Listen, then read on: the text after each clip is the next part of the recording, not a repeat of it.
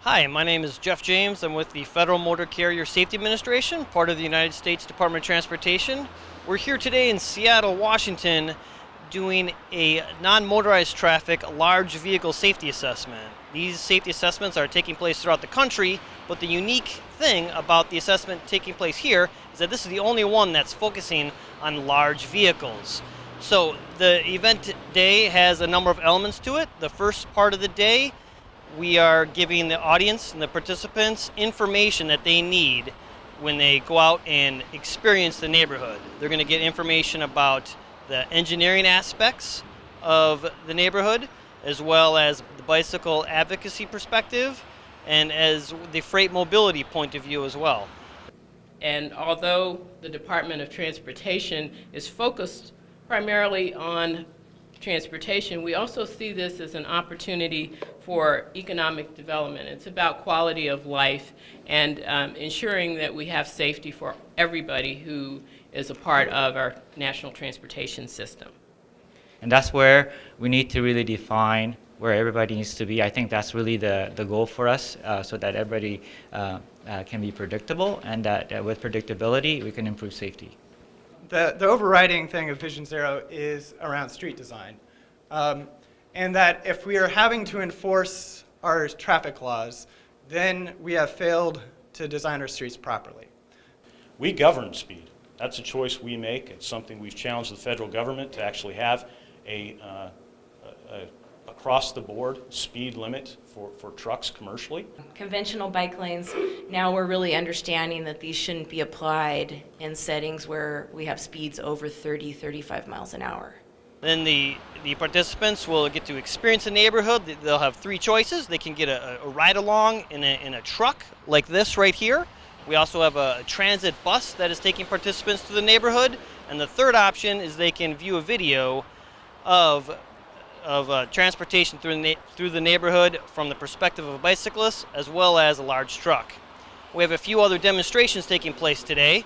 We have this truck here, which is a demonstration of FMCSA's No Zone Safety Campaign. We have areas of blind spots marked off where truckers are not able to see nearby traffic. We also have a Metro Transit bus that's demonstrating some of the innovative safety technologies that's currently in place. We've got about 20 people, 15 people on the bus here, the King County Metro bus, and they've got assessment tools, and they're going to be driving through the route, hearing some anecdotes from the driver who describes some of the issues from a perspective of a truck driver worrying about conflict with non-motorized vehicles. Participants today have had a variety of opportunities to experience the neighborhood of Soto and provide us their input of concerns and recommendations. This is going to be the final element where participants will take a bike tour of the neighborhood. First with us is Brian Wood from the University of Washington. Brian, can you tell us a little bit about what you're looking to get out of today? We've been looking at different models for safer transportation among all the different modes. In particular, on one of our quarters, we spent time looking at the corridor we're about to ride through. There's been issues with truck and bicycle conflicts. In one case, a man was killed, and we spent quite a bit of time looking at solutions that might make it into a safer corridor where the trucks can get the job done that they need to get done, and commuters can ride into town and use a more sustainable mode of transportation. Also with us is Jeremy Borrego from the Federal Transit Administration. Jeremy, can you give us a little perspective from your agency's point of view? Today we learned about some of the technologies that King County Metro is implementing, including an audible turn warning system, as well as a bus wrap, their Be Seen campaign that they're doing right now to help make pedestrians and cyclists more visible, and help cyclists and pedestrians also understand some of the challenges that Metro drivers have when they're out on the roads. I want to get some thoughts from Max Severide from NHTSA.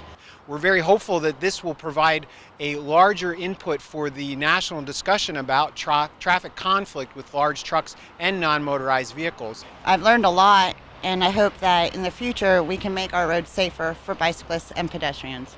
Hi, my name's Kurt Gillette, and I'm with the National Highway Traffic Safety Administration. You know, we talked about dedicated lanes, bike lanes today, and I really think that if we can separate, bicycles and pedestrians from traffic flow in our design of our infrastructure, I think it'll go a long ways to improving safety.